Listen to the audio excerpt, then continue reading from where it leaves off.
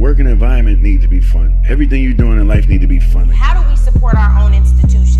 How do we support our own businesses? We feel that with the black man spending $20 billion a year, not setting up any businesses, not creating any industry, not creating any job opportunities for his own kind, he's not in a moral position to tell the white man that he's discriminating against him. And instead of breaking somebody down, I look at what they do great and I go, wow, people that love and really want great for themselves go, what are they doing right? What's good? Welcome to another episode of It's Black is Lit. I'm your host Tam, here on location at the University of Arkansas, and today I'm joined by the brilliantly black and talented Miss Kathryn O'Guinn.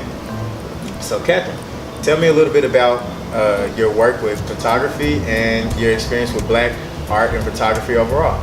Okay, so I started photography out of just this idea that I had as a kid, because my sophomore year of high school I got my first camera, and I had always wanted to take photos, but I just never had the equipment for it, and my mom just decided to buy me a camera. She didn't really have, my family doesn't really have a lot of money, but she did this thing through her job where she had the ability to pay off the camera through her paycheck, and so she got me that.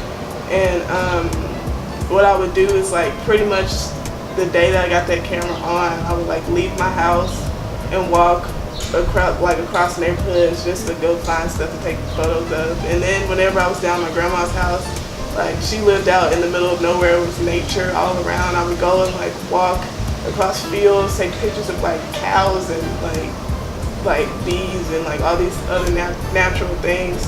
And then I fell off after that because I had met one of my pastors at Walmart when I was with my mom, and he had told me that photojournalism or being a photographer wasn't really a real job. And so I took that to heart, and I stopped then and tried to be more practical, and I dived into something else I really liked a lot back then, and I still do now, which is psychology, but it's never been something that I cared about finding a job in. So I came here as a psych major, and I switched to journalism, and ended up in broadcast journalism, which was the closest thing that I could get to working with cameras. And I did it so I could learn how to work a video camera, because I knew how to work a digital camera more often than not. And then I took a photojournalism class, and it brought back like my motivation when it came to taking photos, because it was also the people that were in my class too, because they were in there and they had their own businesses, and like honestly I would look at their photos and be like, I could take that. Like honestly, I could give you some tips on how to make that look a little bit better, like more artsy and less like plain. Bored. Yeah, and so I started it after I like had thought of the concept, because I wanted to do something different and something not a lot of people did.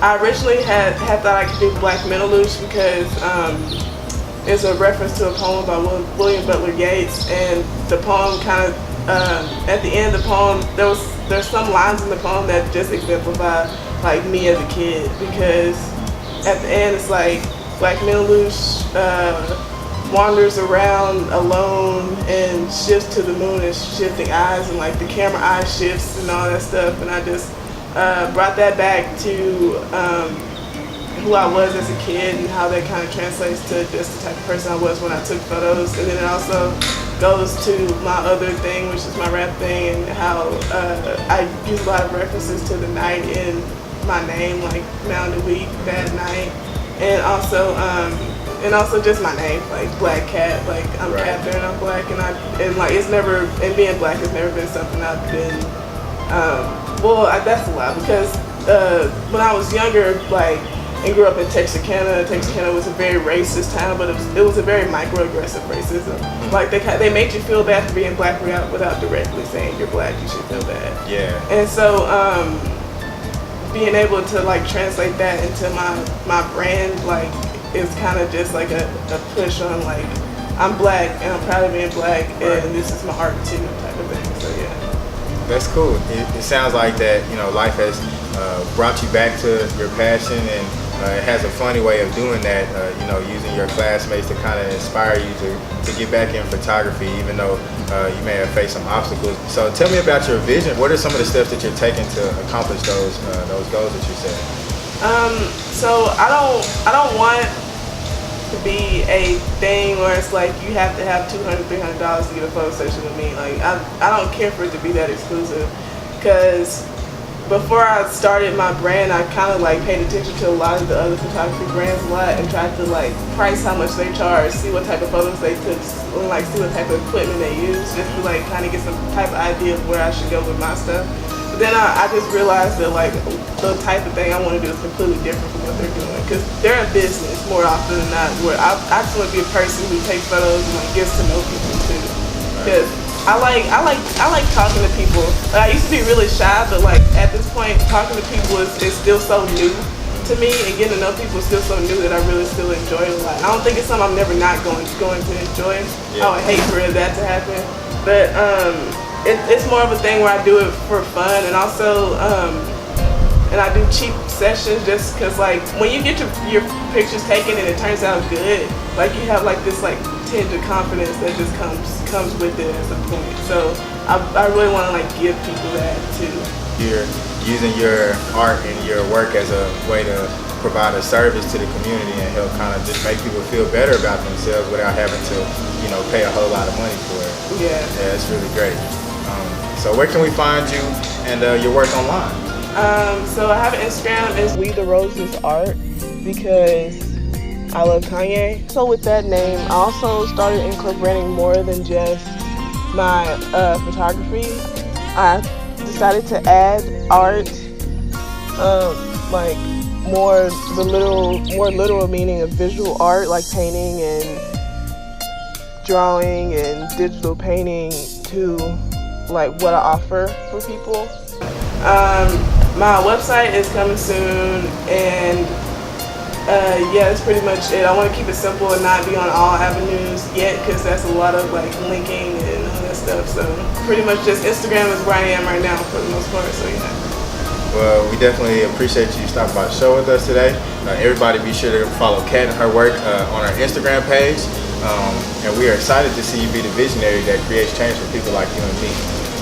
So next up on It's Black It's Lit, we'll have today's edition of our blog, Get Out Your Feelings, and our word of the day. What's good? I'm Town. It's time to get out your feelings.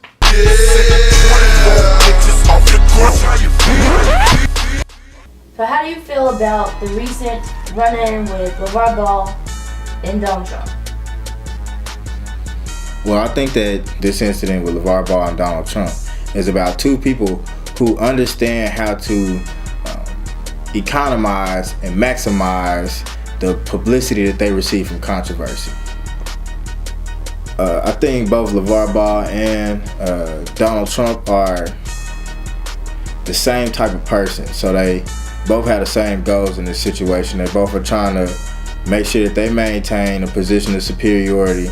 They both have a certain amount of pride about themselves, so they can't relinquish or surrender any position.